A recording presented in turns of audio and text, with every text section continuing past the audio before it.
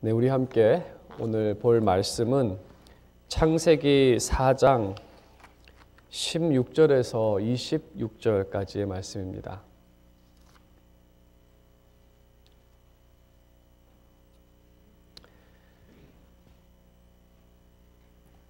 창세기 4장 16절에서 26절까지의 말씀을 우리가 한 구절씩 번갈아 가면서 읽도록 하겠습니다. 제가 먼저 16절 읽고 여러분께서 17절 이렇게 교독을 하도록 하겠습니다.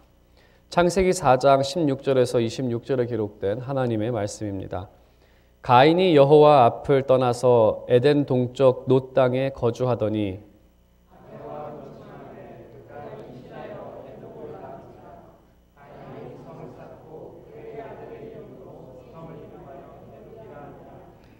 에녹이 이랏을 낳고 이랏은 무후야엘을 낳고 무후야엘은 무드사엘을 낳고 무드사엘은 라멕을 낳았더라.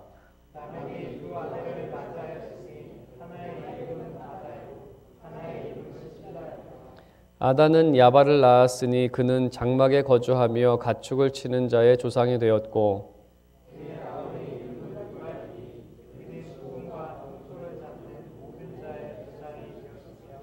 실라는 두발가인을 낳았으니 그는 구리와 쇠로 여러 가지 기구를 만드는 자요 두발가인의 누이는 나아마였더라.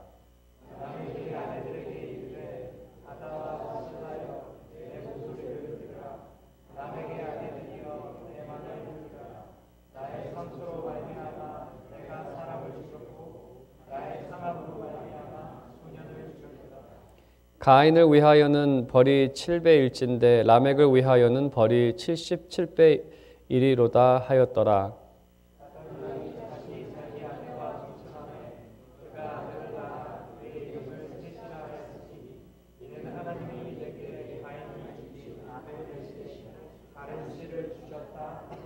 함께 읽겠습니다. 셋도 아들을 낳고 그의 이름을 에노스라 하였으며 그때의 사람들이 비로소 여호와의 이름을 불렀더라. 아멘. 네, 오늘 우리가 함께 읽은 이 4장 뒷부분의 말씀은 우리가 현재 살아가는 이 세상을 이해할 때 필요한 가장 핵심적인 그러한 성경의 구절입니다. 그 성경 말씀 중에서 중요하지만 좀 이렇게 조명을 받지 않는 그런 구절 중에 한 부분이 바로 이 부분이기도 합니다.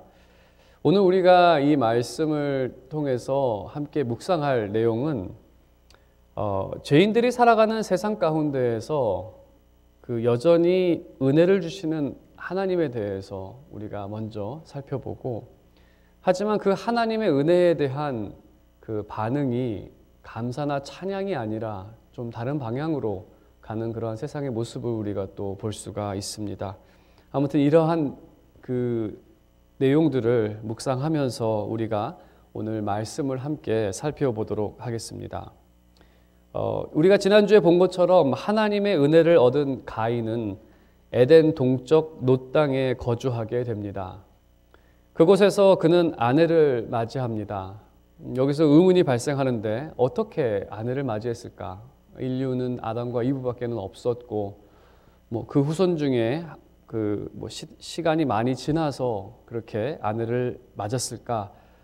여러 가지 이론들이 있고 또 여러 가지 그러한 추측들을 해 놓을 수도 있고 또 많은 해석들을 내놓았습니다. 하지만 이러한 것을 따로 소개하지는 않겠습니다. 저에게 주어진 시간이 있기 때문에.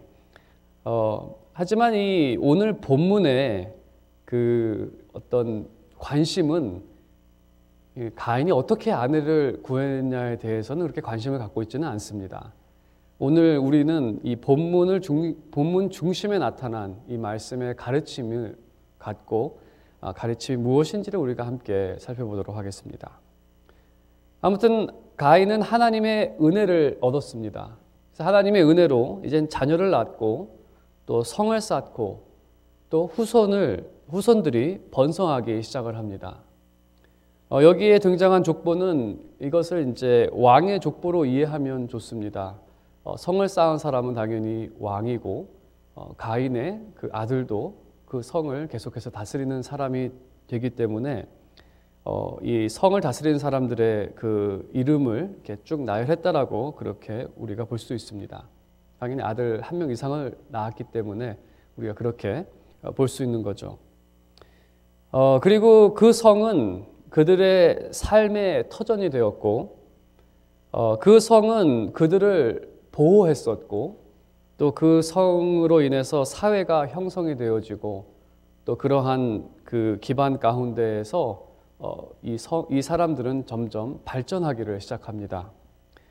그래서 가인의 후손 중에는 가축을 키우는 사람이 등장을 합니다. 가축을 키웠다는 것은 사냥을, 전에는 이제 고기를 먹기 위해서 사냥을 했는데, 사냥을 하는 것이 아니라 이제는 그 사육을 해서 가축을 키우면 양식을 확보하는 것이 더 쉬워집니다.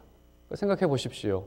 사냥을 하는 것보다 동물을 키우는 것이 더 많은 고기를 먹을 수 있는 그러한 환경으로 바뀝니다.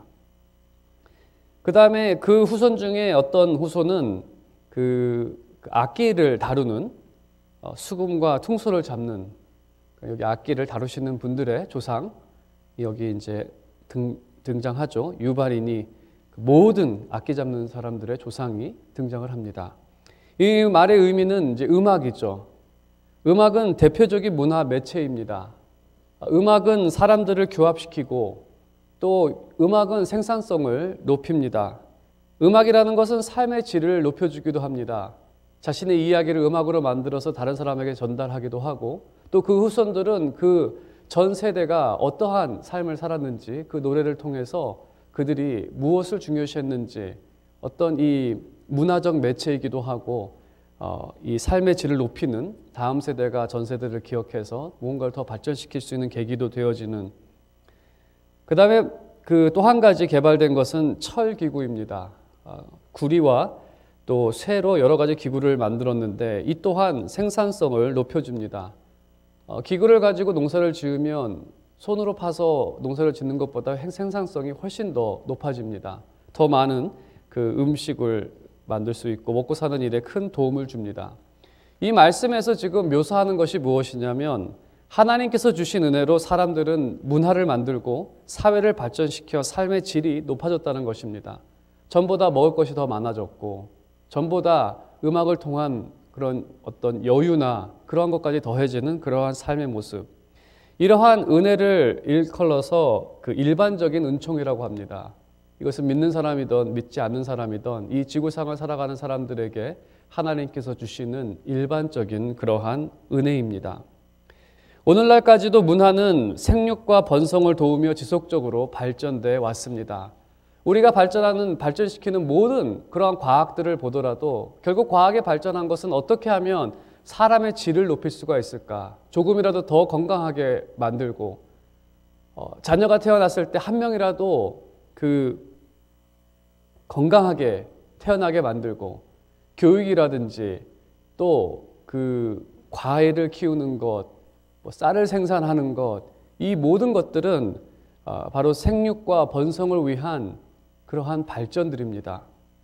우리가 이 시대의 예술을 보더라도 사람의 생각, 사람의 상상, 사람의 이야기를 전하는 그 매체가 너무나 효과적으로, 음악뿐만 아니라 라디오, TV, 인터넷, 그래서 이제는 정말 많은 사람들의 이야기를 들을 수가 있고, 많은 사람들의 상상력을 가지고 만들어낸 그러한 것들을 우리가 듣기도 하고, 또 이러한 것을 이전까지 누리지 못했던 그러한 것들을 누리면서 이 또한 우리의 삶의 질을 높이는 그러한 매체가 되었습니다.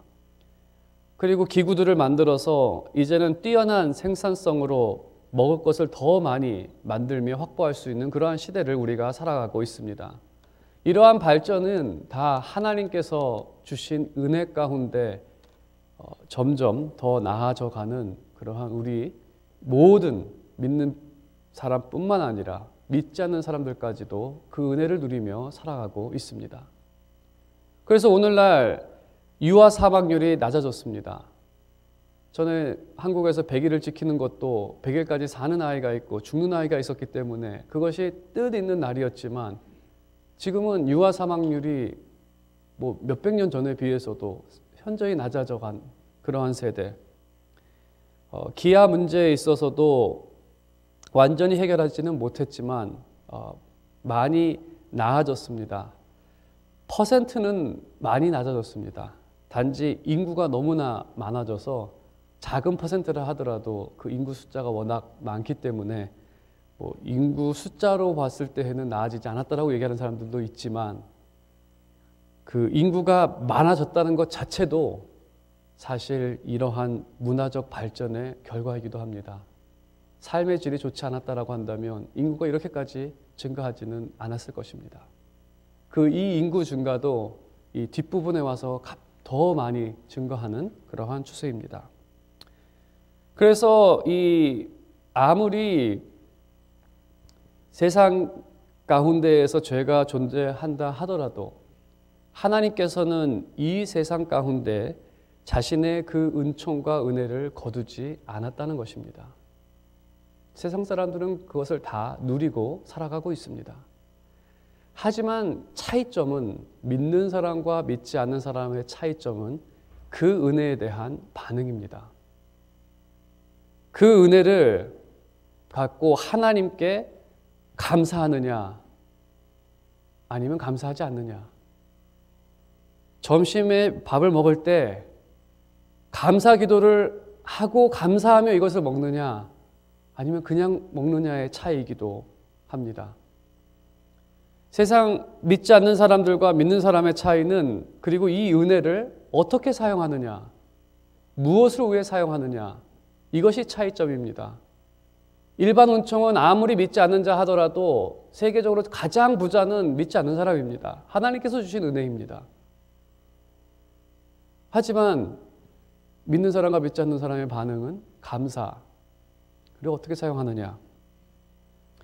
그래서 오늘 본문에 보게 되면 가인의 후손들, 죄 아래의 삶의 모습을 라멕이라는 인물을 통해서 우리에게 알려주고 있습니다.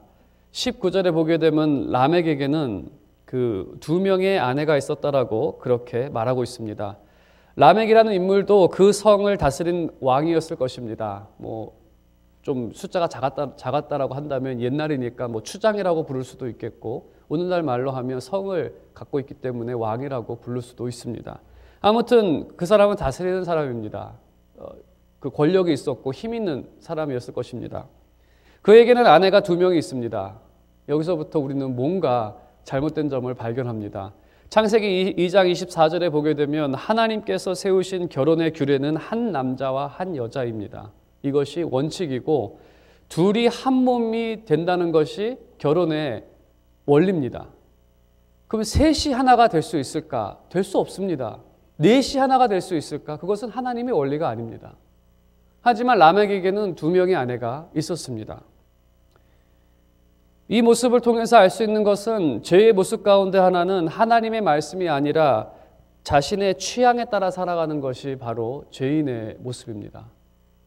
하나님의 말씀을 가볍게 여기는 것, 그것은 그 3장에서도 나타난 죄인 그 이브에게서 나타난 그러한 모습이기도 합니다. 하나님의 말씀을 어느 정도로 여길 것인가.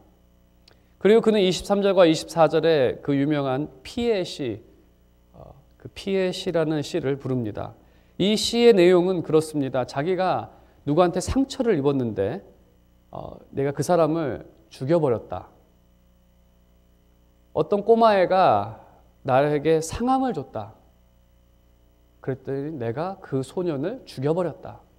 그게 시의 내용입니다. 당시에 그 기본적인 법은 비슷한 처벌을 하게 되어 있습니다.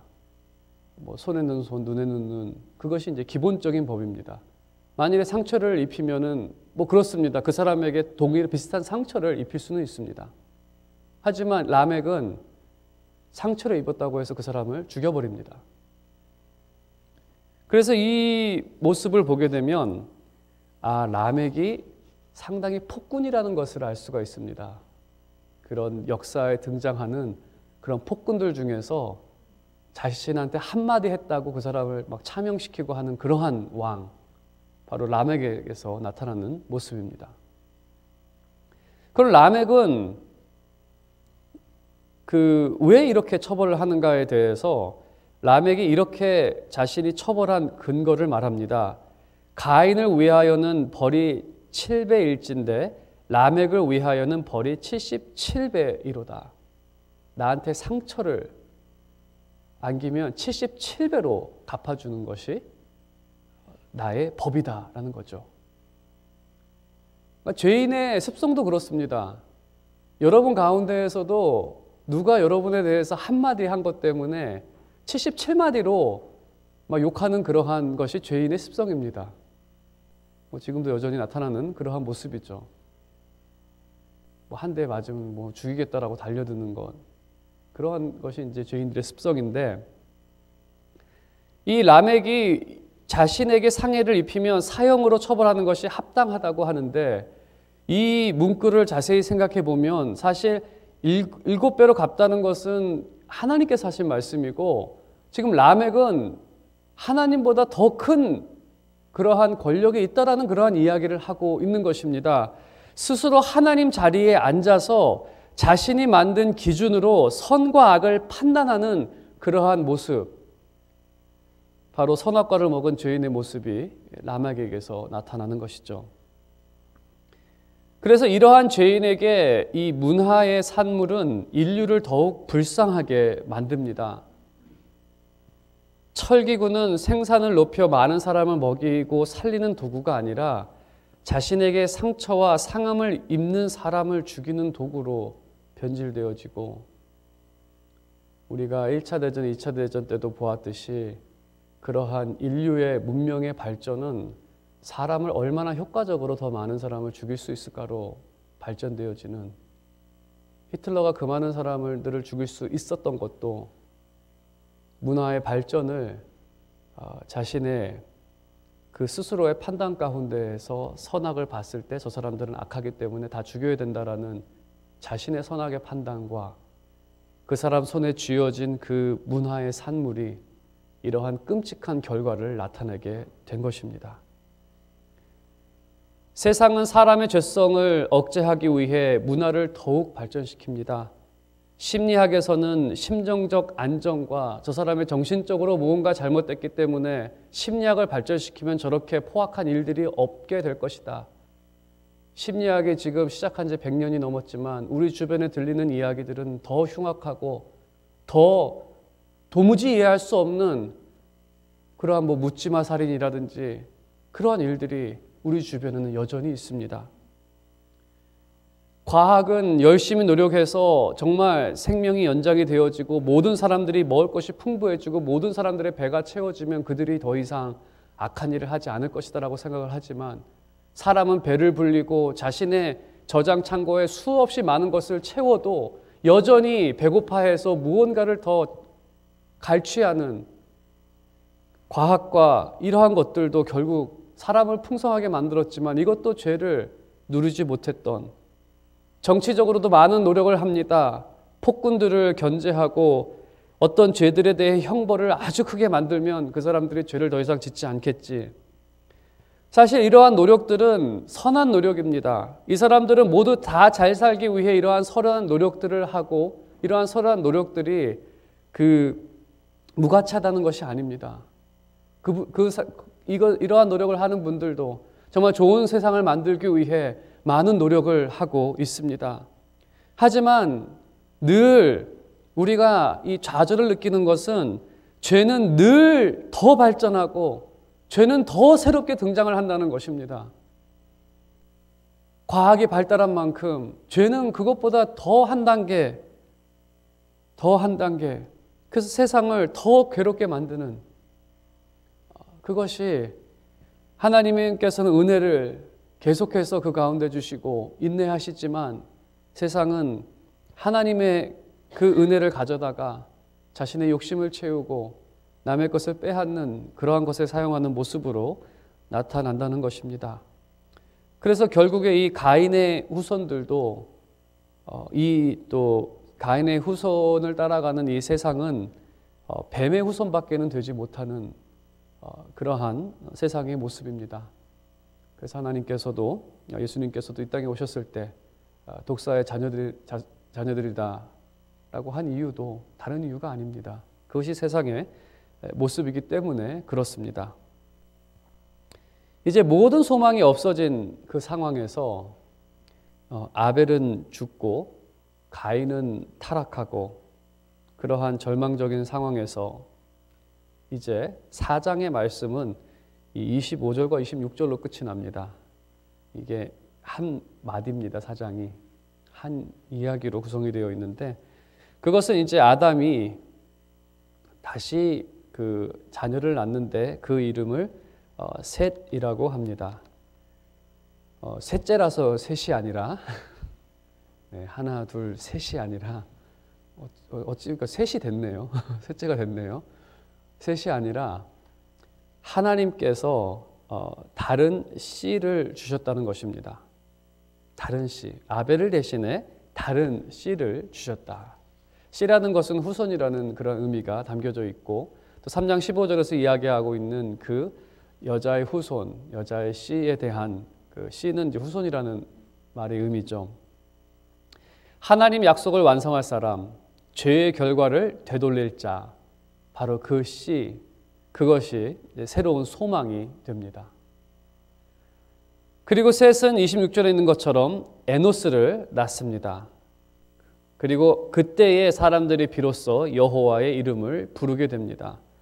바로 에노스로 인해서 이제 사람들이 여호와의 이름을 부르기 시작합니다.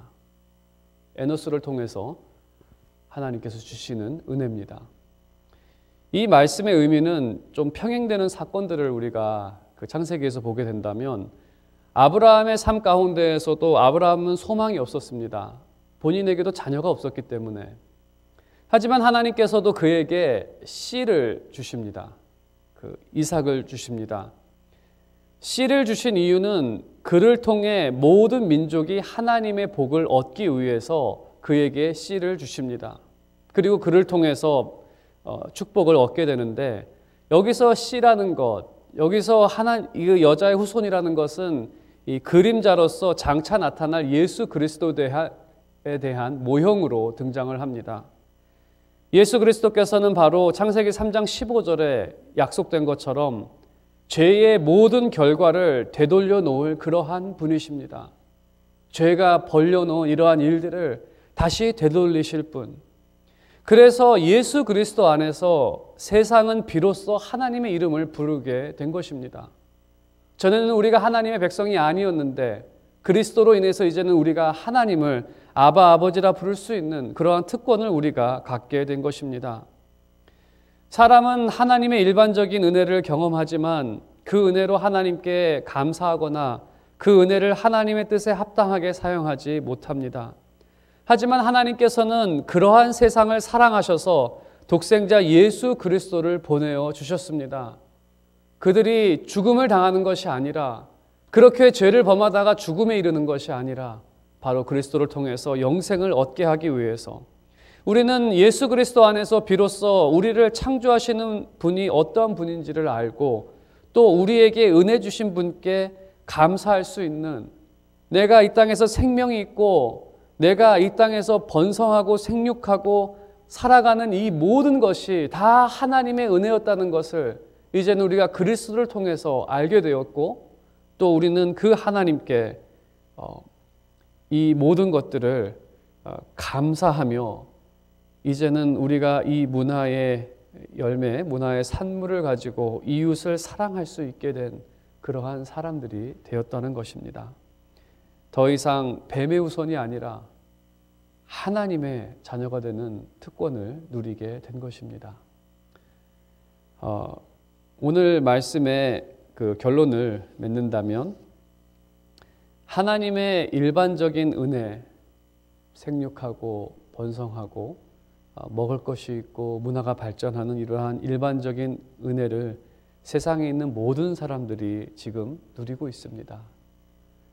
하지만 세상은 죄 아래 있어서 어리석음 가운데 살아가고 있습니다. 어리석은 자는 하나님이 없다라고 말을 하는데, 그렇게 하나님이 없다라고 생각하며 그 악함 가운데에 하나님께 감사하지 않고 자신만을 위해서 사용하며, 그래서 세상에는 여전히 아픔과 어려움이 있는 그러한 모습이 바로 지금 세상의 모습입니다. 하지만 믿는 자들에게는, 우리들에게는 그리스도를 통해 참된 진실을 알고 믿게 하셨습니다. 비로소 하나님을 아바 아버지라 부르며 우리는 그분께 감사하며 또 합당한 삶을 살 수 있는 특권과 능력을 우리에게 허락하셨습니다. 여러분의 정체성은 무엇입니까? 여러분은 여전히 뱀의 후손입니까? 아니면 여인의 후손이었던 그리스도의 후손입니까? 여러분은 그리스도 안에서 그리스도의 자녀가 된 그러한 분들입니다. 이제는 그 정체성을 기억하고 세상 가운데에서 하나님과 이웃을 사랑하며 살아가는 그러한 하나님의 백성들, 그런 영광스러운 자녀들이 되시기를 주님의 이름으로 축원드립니다.